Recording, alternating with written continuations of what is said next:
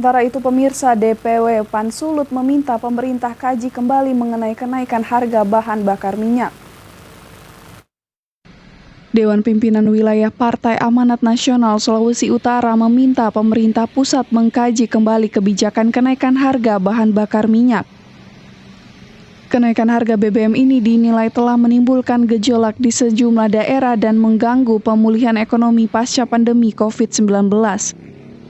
Tak hanya itu, kenaikan harga bahan bakar minyak juga ikut mempengaruhi sejumlah aspek sosial kemasyarakatan saat ini. Ya, berkaitan dengan kenaikan harga BBM yang beberapa minggu yang lalu ditetapkan oleh pemerintah pusat.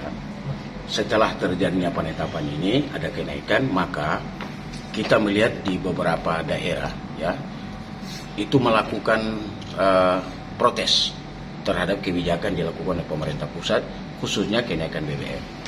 Nah, substansi itu yang pertama, masyarakat ada kekhawatiran jangan sampai ada kenaikan BBM, ini akan mempengaruhi beberapa aspek, terutama ini aspek ekonomi, aspek sosial, karena alasan yang diminta oleh masyarakat dalam hal ini beberapa elemen, baik itu mahasiswa, ada ormas, ini menandakan bahwa kebijakan ini perlu untuk dikaji kembali.